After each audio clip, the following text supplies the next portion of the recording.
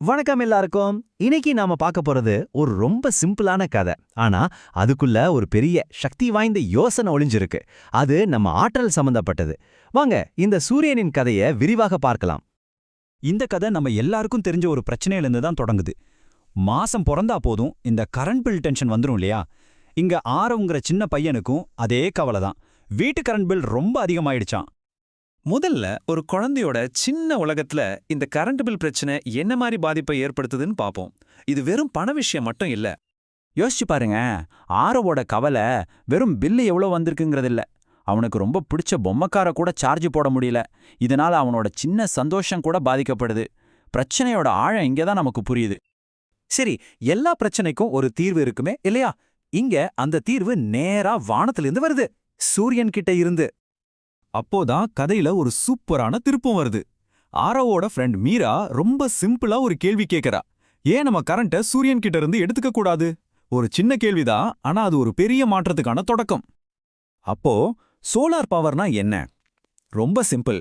சூரியன் நமக்கு தினமும் இலவசமா வெளிச்சத்தையும் வெப்பத்தையும் கொடுக்குது. அந்த வெளிச்சத்தை சோலார் பேனல்கள்னு சொல்ற இந்த தட்டுகளை வச்சு நமக்கான கரண்டா மாத்திக்கிறோம். கிட்டத்தட்ட ஒரு மேஜிக் மாதிரி தான். இது வேலை செய்யற விதம் ரொம்பவே சுலபம். 1, சூரியன் வெளிச்சம் தருது. 2, உங்க வீட்டு மாடியில இருக்கிற பேனல் அந்த வெளிச்சத்தை கரண்டா மாத்துது. 3, உங்க வீடு பளபளன்னு மின்னுது. அவ்வளவுதான் விஷயம். சரி, இந்த ஐடியா நல்லா இருக்கு.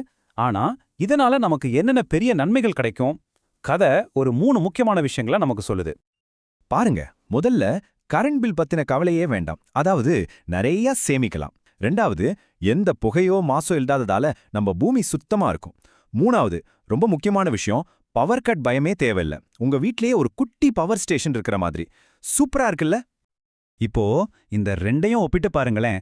வித்தியாசம் உங்களுக்கே பளிச்சுன்னு தெரியும். ஒரு பக்கம் ஏறிட்டே போற கரண்ட் பில், புகை, அடிக்கடி பவர் கட்டு. ஆனா இன்னொரு பக்கம் சேமிப்பு, சுத்தமான காத்து, தடையில்லாத மின்சாரம். இந்த மாற்றம் எவ்வளோ பெரியதுன்னு இப்போ உங்களுக்கு புரிஞ்சிருக்கும். இந்த யோசனை ஆரவோட வீட்டு பிரச்சனையோட மட்டும் நிக்கல, அது ஒரு பெரிய அழகான கனவா மாறுது.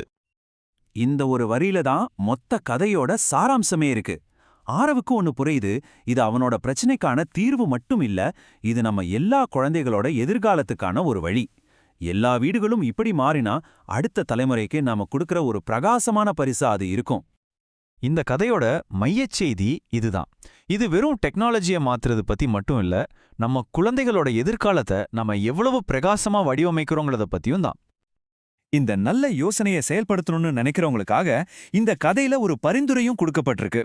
சோலார் பேனல் நிறுவறதுக்கு பிரதீப் இன்ஃபினிட்டி சொல்யூஷன்ஸ்ங்கிற நிறுவனத்தை அவங்க பரிந்துரைக்கிறாங்க. தேவைப்படுறவங்களுக்காக அவங்களோட தொடர்பு எண்ணும் இங்க இருக்கு. கடைசியா ஒரு கேள்வி.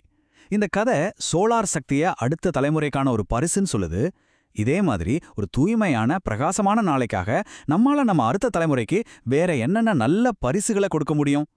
இதை பத்தி கொஞ்சம் யோசிச்சு பாருங்க.